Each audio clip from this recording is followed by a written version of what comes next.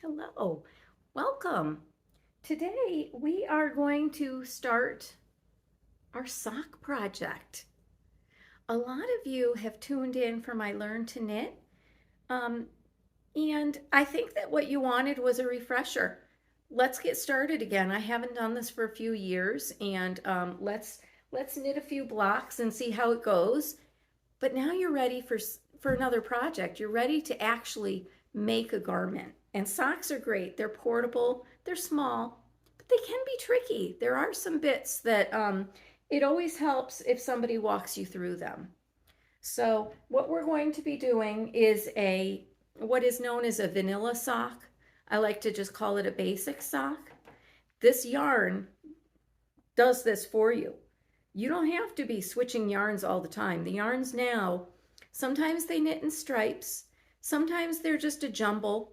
You kind of never know what you're going to get until you start. So let me show you an example. This is my yarn, and I got it because it's got these nice soft grays and whites. It's sort of a gray blue, very tranquil. It's called Coastal Stripes. It's very soothing. Well, I started knitting, and this is what I got. I got these blue, navy blue, and a medium blue, and then more of a turquoise blue. This is what came out of my nice gray yarn. But it's great. Then it did transition into the gray, and I really kind of love this. So then what I did was, instead of making socks that kind of went together, I thought, this deserves a mate that matches. So what I did then was I found the navy blue portion where it started, and I went from there. So I'm getting matching socks. You can see the blues are aligning. Sometimes you're going to have differences in just how much cream there is or gray, but basically, they're gonna look alike when they're done. They're gonna look like a full matching pair of socks, such as these, and that's fun. But it's also fun to just kind of go nuts. I've seen for sale 3 socks, not a pair of socks, but 3 socks, and they don't match. They're a jumble of different, the colors of course go together, but they're just a mishmash, and that's what makes it fun. So just start knitting and see what comes of it. This is your first pair of socks, or your first pair back. Cast on the number of stitches that I recommend, and see how the size goes once you've started knitting. Adjust it on your second pair of socks maybe, or you can always rip out, but I'm casting on 64 stitches, and I find that works for me. It works for most people. If you have a slightly larger sock, what you sometimes can do is just adjust the needle size. That's what I like to do. Mostly I knit socks for women. If you're knitting socks for a big man, say you're knitting kilt socks, go with a kilt sock pattern, because they're going to have the increases for the calf written in. They're going to be much more specific. So if you'd like to use this tutorial to get you started and then adjust your stitch count by using a different pattern, that's fine too.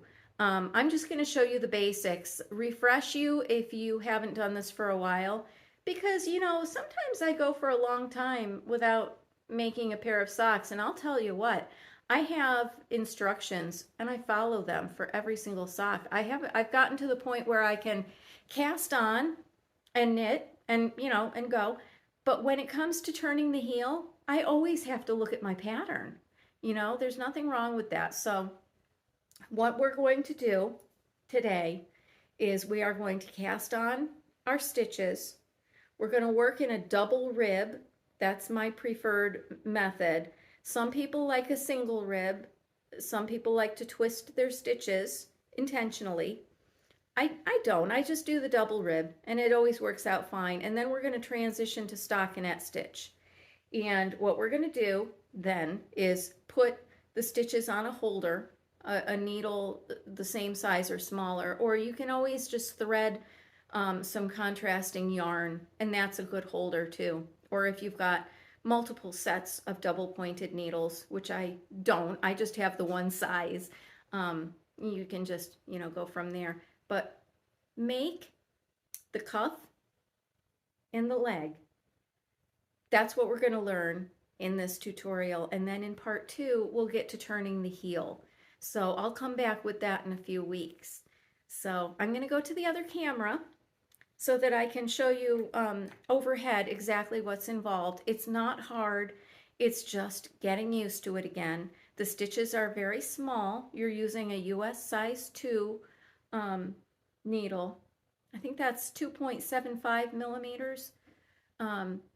So the stitches are tiny, and working on the double pointeds, takes a little bit of getting used to, but it's not hard. And you're gonna find that the ribbing becomes quite comfortable. And then once you get to the stockinette stitch, then your needles will be flying. The stockinette stitch portion goes pretty quickly. So join me for socks. Okay, to get started with our sock, I'm going to go to this nice bag that I made years and years ago.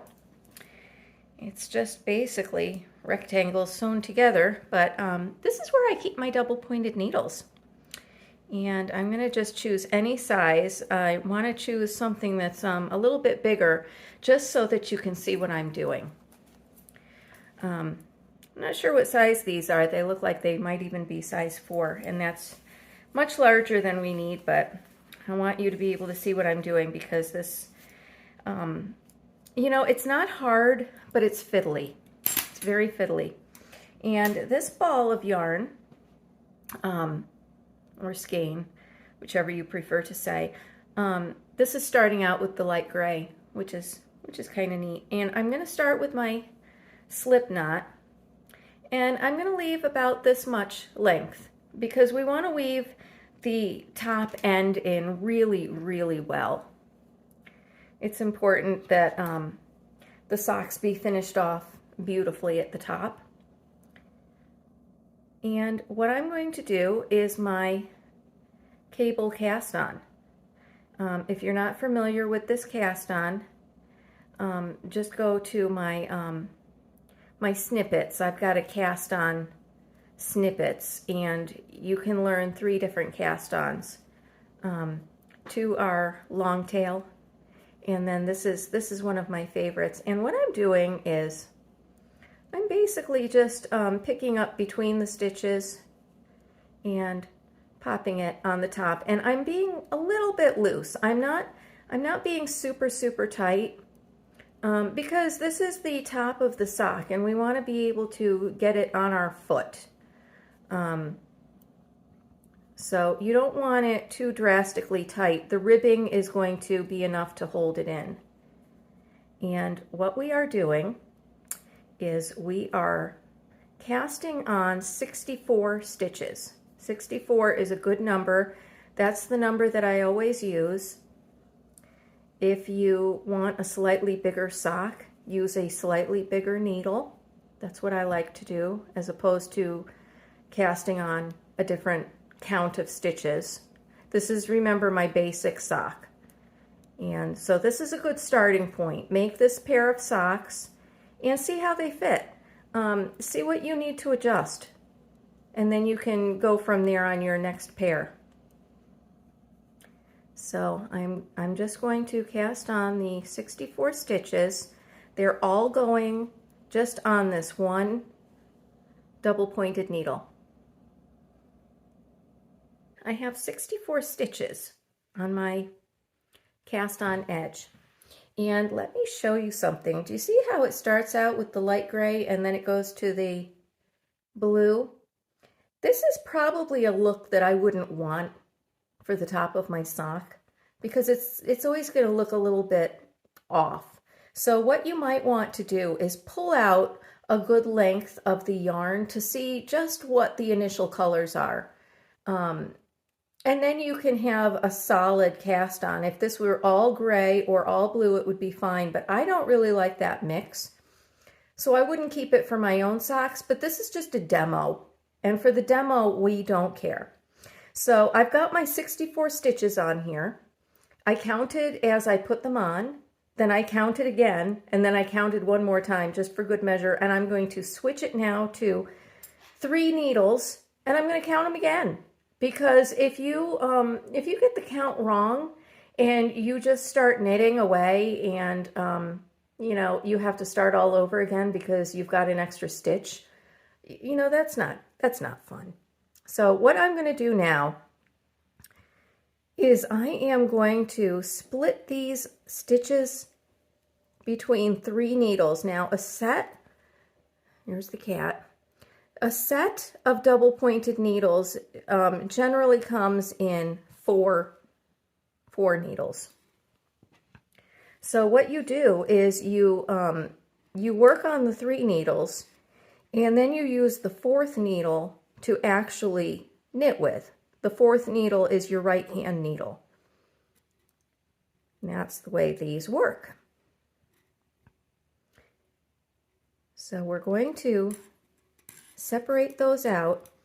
Now, this is not hard, but it is tricky. I'm sure that you've all seen Mobius scarves where they twist and turn on themselves, and that's a really great look for a scarf, but not for a sock. What we want to do is we want to lay this down. What I like to do actually is flip it over. So lay it down upside down. And you want to make sure that all of your stitches are in the center. Do you see how this is on the outside? So we just want to flip that around so that those are all in the center. Let's get this little tail going the right way. And what I like to do when they're all in the center, need to get this in the center as well. And this is the tricky part. Now they're all in the center, okay?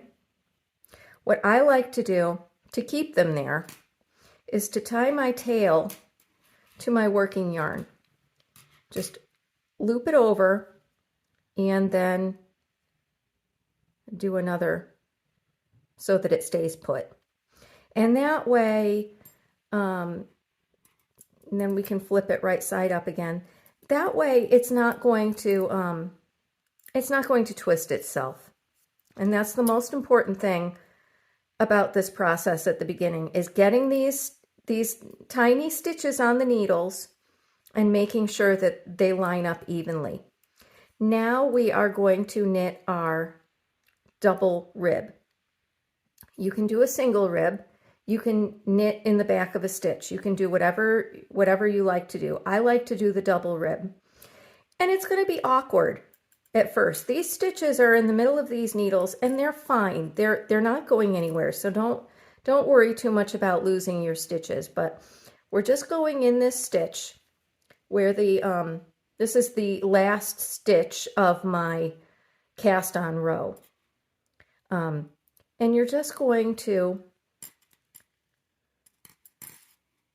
knit 2 and purl 2. And your needles are going to be flopsy. Your work is going to, it's going to be a little bit challenging, but it's okay. It's only going to be for the first maybe 2 rows that it's going to be annoying, and then you'll see that it's going to straighten right up, and it's going to be fine. Right now, you just grab those needles however you can. I've got the needles in the sort of traditional knitting position, and then these other 2 are simply kind of hanging down. But we're not going to be working like this forever. Now I'm putting this middle finger sort of behind the other needle, just to keep it, you know, you've got to have room for your fingers to work. And you don't want all of these needles going every which way, so you have to have some control over them. So use your fingers, use your other fingers, however it works. Now, I'm ending up with a knit 2. I don't like to end a needle on a knit 2. I prefer to end on a purl 2. So what I'm doing is I'm just using the 3 needles just to get another purl 2 on here. Now, push this toward the middle, just have them all kind of jumbled up there. Now we are going to go to this next needle, and I like to have the needle kind of on top. It's sort of allowing me to do this now, and every time I start a needle, I start with a knit 2. This kind of pulls the yarn a little bit so that it positions itself well with the rib. So I'm just going to carry on. It's easier already. That first needle was a little awkward, but already it's feeling more comfortable.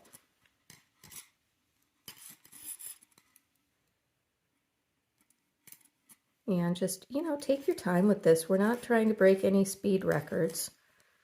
We want our stitches to be uniform, and we want this process to be fun. And I think I've told you I prefer to knit in my lap. You don't get all this noise, and the needles kind of have something to rest upon that isn't a slippery counter or table. Now this one ended on a purl 2, so I'm good to go. Put the yarn in the back, move these to the center, put the needle on top and over on top this way. This little tail, you can kind of tuck that in the middle. We want that tail, so don't try to weave it in yet. Don't cut it off by all means. And when I start my pearls, I'm not tugging it really tightly. You don't have to with the rib. You just want to have a nice tension all throughout. The rib will adjust itself. And now I'm getting toward the end. The tail is becoming closer, and what I like to keep the tail for is the tail is the start of your round. And when you are transitioning from one portion of the sock to the next, it's good to see where you started. Some people use a stitch marker. The tail in itself is a stitch marker. So I just, keep it simple. Now we're all done with that. We want to be careful. This is where we've tied on our yarn. So we don't want to pull that out by any means. But now we want to pull a little bit more firmly so that it snugs up. I do the knit 2. Then I give it a little bit of a tug. It's not doing anything really, but it kind of makes me feel better. And then we continue on. So now it's becoming quite simple now. It's just a regular, just a regular double rib that I'm knitting. My needles, you can tell, I can hold them up in the air now. I don't need them to rest on anything. They're not going every which way. The work that I've already done is sort of holding them in position. And so what we want to do now is just work our rib for however long you want it. You can knit this rib all the way down to the heel if you'd like to. Most people don't do that because it is more work to do the rib. And most people want to get their sock progressing. And, like I said, I like the stockinette stitch because it feels better on my foot. But you can see, hopefully I've been in the shot, I've been looking at my work. You can see the rib starting to form. You can see that all the stitches are still facing in the center. Pull that tail out of the way a little bit. You can see they're all facing in the center, so nothing has been twisted. It's looking good. It's looking good. So hang on just for a second and I'll show you the next step. Okay, so when you've got your rib to where you want it, this is 20 rows, I believe. I like to make it between 2 inches and 3 inches. And that's ample to hold up a sock. It's going to look very small. Look at how small that looks. But it's, you know, it stretches out. You can kind of stretch it out with your fingers and see how it's going to look. But trust me, you know, it'll be fine. What we want to do now, when we're done with our last rib round, remember I talked about the tail, and this is a very, very small tail. Please do not have a tail this length. This is far too short. And when I weave this in, it's going to be a nightmare. I'm going to have to put my needle in there, thread the needle, pull it through. It's going to come off the needle. I'm going to have to do it again over and over and over again, or maybe use a very small crochet hook. I wanted to get as much of this dark blue on the top as I could, because I didn't have the foresight when I cast these on to properly look at my yarn and assess where I wanted these to be, because I thought that they would be more, you know, more of a mixture. I didn't realize they would be stripes. This has turned out to be a striped yarn, which is kind of cool. So certainly you want more of a tail than this, but when you are back at the beginning, when you're back at the beginning of the round and you've done enough of the rib, then we are going to start doing stockinette stitch. And stockinette stitch is easy. You're going to say, oh my gosh, this is flying. It's so easy to do, and it is. We're gonna get our stitches, you know, aligned, and we're going to have our needle. I like to have them above this working one. I like to have it above the other two. Now this is the only tricky part with the stockinette stitch. We're going to do one stitch. Then we're going to do another stitch. And then when we stick our needle in for the third stitch, we pull. And pull a little bit aggressively and kind of hold it there. You can see my fingers are still holding it quite tightly, and pull it through. See how this stitch kind of is folded over a little bit? The next stitch, you can just go your normal, my fingers are now relaxed. I'm just stitching again. And what that's going to do is prevent a ladder from forming. I don't know if any of you have seen where you're knitting circularly and you've got a gap between the stitches. That will allow it to nestle in there much better. Now, you're going to be tempted to do it in the first stitch, but don't do that because it doesn't really work. It's not effective. What I have found is you need 2 stitches on the needle, and then you pull the yarn as you're working the third, and that's what closes the gap. But, you know, this is so relaxing. The stockinette stitch portion is a joy. Push it all the way through. Move it so that this next needle is on top. Move it so that this one is on top. And like I said, don't try to pull it with this first stitch. It'll feel like you're doing something, but you really kind of aren't. Get 2 stitches on there and then pull it tight. And hold it so that it doesn't, pulling it tight and then letting it go doesn't do anything. So, and that's it. That's what we're going to do. Cast on, work your double rib, transition to stockinette stitch, and go until you want the heel to start. The heel is, let's see, the heel is pretty much, you know, that ankle bone at the back of your foot. That's pretty much where we want our heel to start. So that's a good target. But like I said, this is 6 inches. This is about 2 inches. maybe a little bit less than 2 inches, and then maybe 4 inches. So if you aim for that, 6 to 7 inches or less if you've only got 2 balls of yarn, and some rib and some stockinette stitch, or all rib, but never all stockinette stitch. If you aim for that, you'll be in good shape. And then I will meet you back here and we will turn the heel. Turning the heel is really fun. It's one of those activities that you want to carve out, you know, a good 45 minutes. You don't want to start turning the heel because you've got 10 minutes to, you know, in between things. You want to dedicate a good amount of time. So I'll see you back when we do that. And until then, I hope you have fun with your sock.